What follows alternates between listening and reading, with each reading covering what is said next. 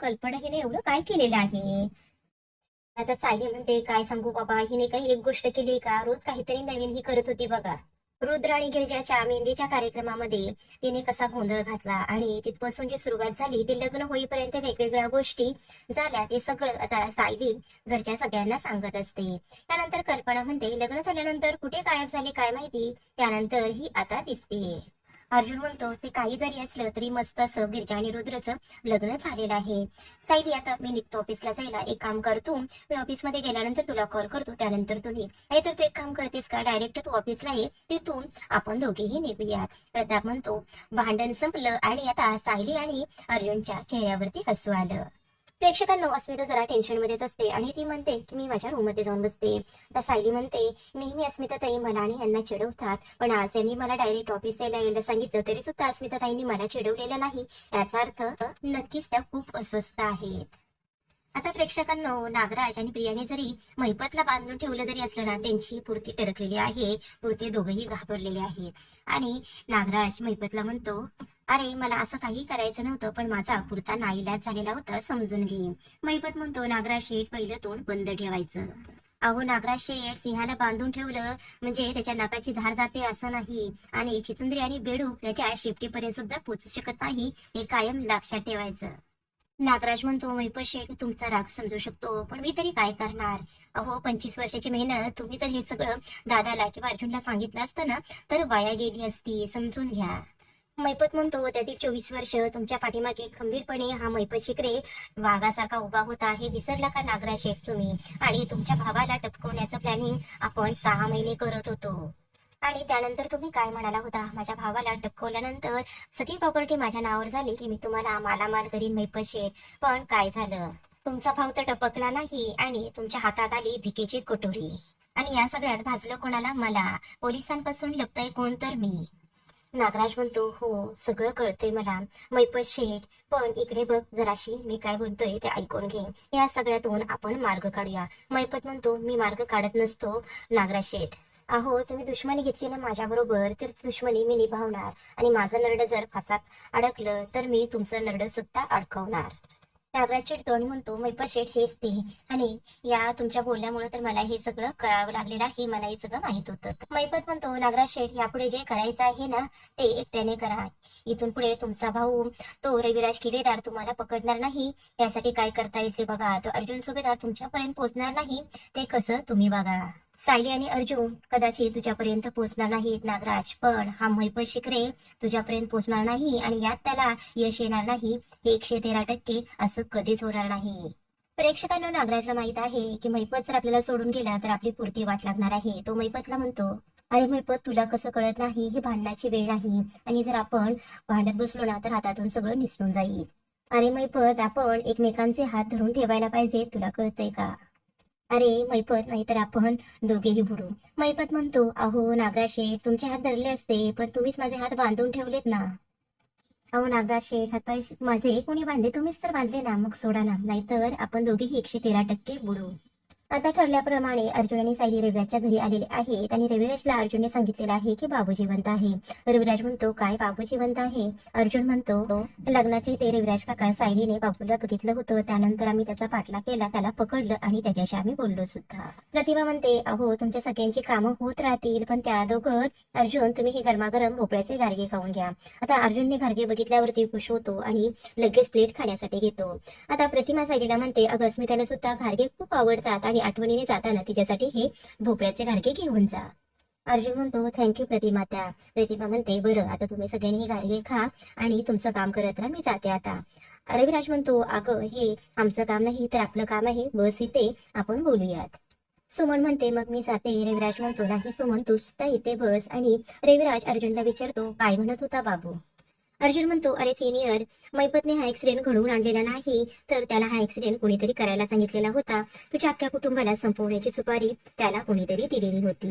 रविराज म्हणतो, मैपतला कोणी सुपारी दिलेली होती? सायली म्हणते, रविराज काका, तेच तर विचारायला आम्ही इथे आलेलो आहोत. त्या काळात तुमचा कोणी असा शत्रू होता का ज्याला तुमचा जास्त राग येत होता? आता एवढ्या प्रेक्षकांना तिथे नागराज आलेला आहे आणि तो हे सगळं बोलणं ऐकतोय. अर्जुन म्हणतो, असा एखादा आरोपी होता का ज्याला तुझ्यामुळे शिक्षा झालेली होती आणि त्याला तुझा सूड वगैरे घ्यायचा होता? आता रविराज म्हणतो, हो, जग्गू नावाचा एक आरोपी होता आणि तो जेलमध्ये जाताना म्हणत होता की तुझ्यावरती सूड उगवणार वगैरे. आणि अरे अर्जुन, त्यासोबत 2-3 आरोपी होते, त्यांची सुद्धा त्या काळामध्ये सुटका झालेली होती. अर्जुन म्हणतो, बरं ठीक आहे, त्यांचं नाव आणि पोलीस रेकॉर्ड मला सिनियर पाठव. सायली म्हणते, आम्हाला असंही वाटतंय की महिपतने हे सगळं पैशासाठी केलं असेल किंवा यामागे त्याचा दुसरा कुठला तरी हेतू सुद्धा असू शकतो. त्या प्रेक्षकांनो तिथेच नागराज उभा आहे, पण या कोणाचंही त्याच्याकडे लक्ष नाही. सायली म्हणते, ज्याने सुपारी दिली त्याची महिपत सोबत मैत्री सुद्धा असू शकते किंवा नकळत महिपतचं तुमच्याकडून रविराज काका काही नुकसान सुद्धा झालेलं असेल. आता सुमनचं नागराजकडे लक्ष जातं आणि ती मनामध्ये विचार करते, हे सगळं ऐकून यांचा चेहरा का बरं एवढा पडला असेल. नागराज आता तिथे येतो आणि सायली आणि अर्जुनला विचारतो, तुम्ही कधी आलात म्हणून. आणि अर्जुन म्हणतो, आताच आलेला आहोत. आणि नागराज म्हणतो, क्या बात हे, आज घारगे केलेले आहेत.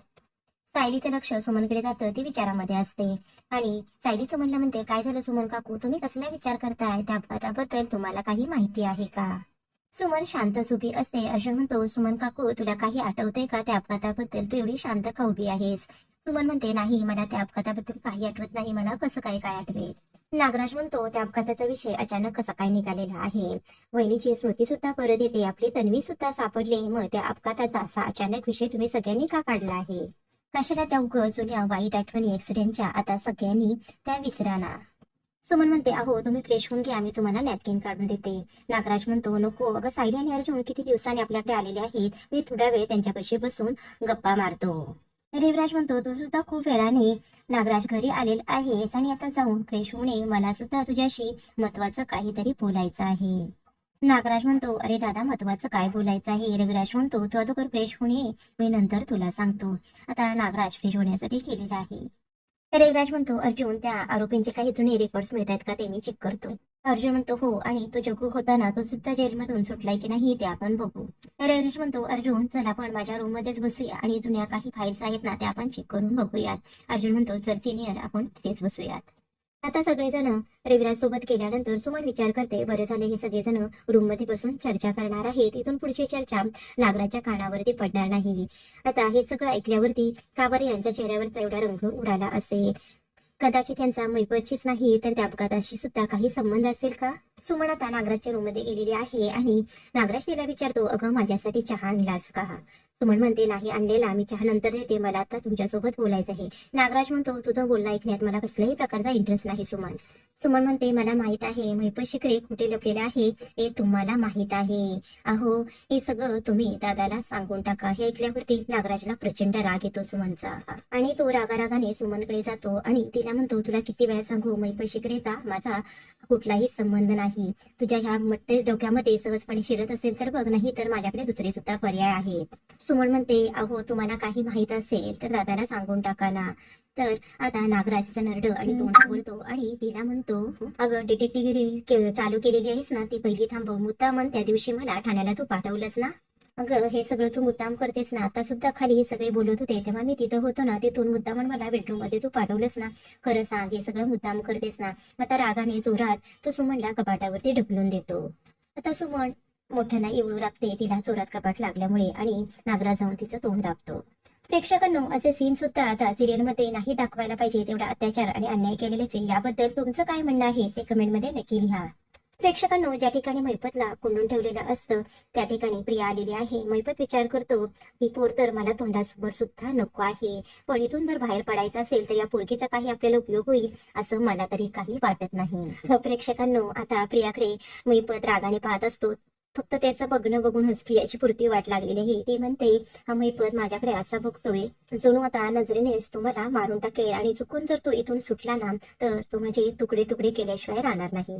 हा नागोबा याच्या तावडीत मला सोडून गेलेला आहे. नाही, त्या अगोदरच मला स्वतःला सेव्ह करावं लागेल. आता नेहमीप्रमाणे प्रिया शक्कल लढवते आणि महिपतकडे जाते आणि त्याला म्हणते, अण्णा सर, या सगळ्याबद्दल मला तुम्हाला सॉरी म्हणायचं होतं. अहो, तुम्हाला किडनॅप करायचं, असं बांधून ठेवायचं, हा सगळा काही माझा प्लॅन नव्हता. हा अहो अण्णा सर, मी नागराज काकांना किती वेळा सांगत होते अण्णा सरांसोबत आपण हे सगळं करायला नको, पण त्यांनी काही ऐकलं नाही. त्यांनीच तुमच्या डोक्यावरती मारलं आणि तुम्ही बेशुद्ध झालात. अण्णा सर, सॉरी, खरंच सॉरी. अगं चिचुंद्रे, तुला एक गोष्ट माहित आहे का? एका माणसाने माझ्या विरोधात पोलिसात तक्रार केली. मग माझ्या माणसाने त्याला धरला, माझ्या समोर आणला आणि तो मला काय म्हणाला माहित आहे का? अहो मैपत शेठ, खरंच सॉरी सॉरी. अगं त्यापुढे काय झालं माहित आहे का तुला? मी त्याचे 32 तुकडे केले कुऱ्हाडीने. एकदा माझ्या पोरीला एका पोराने कॉलेजच्या जाताना छेडलं. माझ्या माणसाने त्या पोराला धरून आणलं आणि आणल्यानंतर तो काय म्हणला, खरंच सॉरी सॉरी. अगं मी त्या पोराचे डोळे काढले, जीभ कापली. आणि एकदा काय झालं चितुंद्रे, तुला माहितीये का? एकदा माझ्याच माणसाने माझे पैसे चोरले आणि तो पळून गेला. आणि माझ्या माणसाने जाऊन त्याला धरला आणि परत माझ्या पैसे आणला. आणि तो काय म्हणाला चितुंद्रे, तुला माहित आहे का? प्रिया म्हणते स्वारी, मैपत म्हणतो खरंच स्वारी. आणि मी काय केलं ते तुला माहित आहे का चितुंद्रे? त्याच्या गळ्यामध्ये दगड बांधला 40 किलोचा आणि त्याला तलावात फेकून दिलं. आता मैपत हे सगळं एवढं भयानक ऐकल्यानंतर प्रिया पुरतीच घाबरलेली असते आणि मैपतला म्हणते, तुम्ही मला हे सगळं हन्नासर का सांगताय? मैपत म्हणतो, बस तिथे. अगं बस प्रिया, मी हे सगळं का करतोय ना ते तुला सांगतो. अगं परीक्षेत नाही का आपल्याला प्रश्न दिलेले असतात की तुम्हाला कुठे जायला आवडेल. अगं तसं दिलेलं असतं ना आपल्याला, डोंगरात जायला आवडेल, समुद्रात जायला आवडेल का गावात जायला आवडेल. तसा मी तुला चॉईस देतोय. अगं तुला कसं मारायला आवडेल? तुझे बारीक बारीक कुऱ्हाडीने तुकडे करून तुझ्या गळ्यामध्ये दगड बांधून तुला तलावात फेकू. म्हणजे कसं आहे, नंतर फक्त तुझा सापळा सापडेल आणि काही दिवसानंतर तुझा सापळा आणि तो 40 किलोचा दगड सापडेल. प्रिया म्हणते, अण्णा सर तुम्ही मला का मारणार आहे? मी किती वेळा तुम्हाला सांगू, हा सगळा प्लॅन माझा नव्हता, तर हा सगळा प्लॅन नागराज काकाचा होता. अहो अण्णा सर, माझ्या मनात तुमच्याबद्दल फक्त आदर आहे. प्रिया पुरतीच घाबरलेली असते. मैपत आता खुर्ची उचलत उचलत तिच्या शेजारी येतो आणि ती परत घाबरते. आणि मैपत म्हणतो, अगं नुसता आदर मनामध्ये ठेवू नकोस. आदर जर असेल ना, म्हणून म्हणतो मला इथून सोड आणि मला तू फादर बनव, म्हणजे तुझं मरण कॅन्सल होईल. प्रिया म्हणते, मैपत सर मी तुम्हाला किती वेळा सांगू, जर मी असं केलं ना, नागराज काका मला काही जिवंत सोडणार नाही, ते पहिल्यांदा मला मारून टाकतील. अण्णा सर प्लीज माझ्यावरती विश्वास ठेवा. रविराज अर्जुनला म्हणतो, अर्जुन ही दळवी मर्डर केस आहे आणि त्यातला जो आरोपी होता ना त्याला त्यावेळेस मध्ये फाशीची शिक्षा झालेली होती, त्यामुळे तो सूड वगैरे काही उगवेल हे काही शक्यच नाही. सायली म्हणते, पण काका तुम्ही ज्यांना ज्यांना शिक्षा मिळवून दिली त्यावेळेस ते आरोपी तर जेलमध्ये असतील ना? अर्थात जेलमधून सुपारी देणं सुद्धा शक्य आहे म्हणा, पण मैपतने हे सगळं पैशासाठी केलं असेल एवढं काही मला वाटत नाही. नक्कीच त्याचा यामागे काहीतरी वेगळा हेतू असणार. अर्जुन म्हणतो, सायली तुझं म्हणणं मला पडतंय, पण तरी सुद्धा आपल्याला या सगळ्या फायली चेक करायला हव्यात. सायली म्हणते, या दोन्ही केसमध्ये साक्षीदाराचं एकच नाव आहे, असं कसं काय? रविराज म्हणतो, त्या IT कंपनीमधील झालेल्या एका महिन्याभरातील दोन्ही केस आहेत आणि एका मुलाला त्यामध्ये शिक्षा झालेली होती, पण कुठलाही पुरावा नसल्यामुळे त्याची परत सुटका झालेली होती, पण त्याच्या वडिलांनी त्या मुलाला शिक्षा झाल्यामुळे आत्महत्या केली होती. अर्जुन म्हणतो, मग तर आपल्याला या मुलाची सगळी माहिती काढायला हवी सिनियर. अर्जुन एक फाईल चाळत असताना त्याला एका फाईलमध्ये बघायला मिळतं, he is inside the system. Arjun म्हणतो, सिनियर ही कसली केस आहे? आता रविराज म्हणतो, अरे ही एका पोलीस अधिकाऱ्याची केस आहे. त्यांना 2 गुंडांना पकडलेलं होतं आणि त्याने 2 उद्योगपतींना मारण्याची सुपारी सुद्धा दिलेली होती. सायली म्हणते, मग त्या पोलीस इन्स्पेक्टरना शिक्षा झाली होती का? रविराज म्हणतो, हो, कारण त्या अपघातासाठी त्या पोलीस अधिकाऱ्यानेच गाडी पुरवलेली होती. आणि मग आम्ही नंबर ट्रेस करून त्या मालकापर्यंत पोहोचलो. आणि दुसरी केस म्हणजे टुरिस्ट पॉइंट वरती झालेली होती आणि त्या उद्योगपतीला ढकलणारा अधिकारी सुद्धा तो पोलीसच होता, त्यामुळे त्याला 15 वर्षाची शिक्षा झाली होती. अर्जुन म्हणतो, म्हणजे हो, त्या पोलीस अधिकाऱ्याचं तू करिअर आणि आब्रू दोन्ही संपवलंस. अर्जुन म्हणतो की आता आपण त्याचं नाव आपल्या संशयितांच्या यादीमध्ये घेऊयात. रविराज म्हणतो, अर्जुन तू या सगळ्या संशयितांची यादी तयार कर, मी तोपर्यंत दुसऱ्या फाईल बघतो. प्रेक्षकांनो आजचा भाग इथे संपलेला आहे. उद्याच्या भागामध्ये दाखवलेला आहे रविराज नागराजला सांगतो की मैपत शिकरेने स्वतः कबूल केलेले आहे की त्या ड्रायव्हरला त्यांनी स्वतः पैसे दिलेले होते. रविराज म्हणतो, तुला नागराज एकच प्रश्न विचारतोय की मैपत शिकरे बरोबर तुझा अजूनही काही कॉन्टॅक्ट आहे की नाही? सायली सुमनला म्हणते, सुमन काकू तुमचा चेहरा असा का पडलेला आहे? चला तर प्रेक्षकांनो भेटूया उद्याच्या जबरदस्त भागामध्ये. आजचा भाग पाहिला त्यासाठी खूप खूप मनापासून धन्यवाद.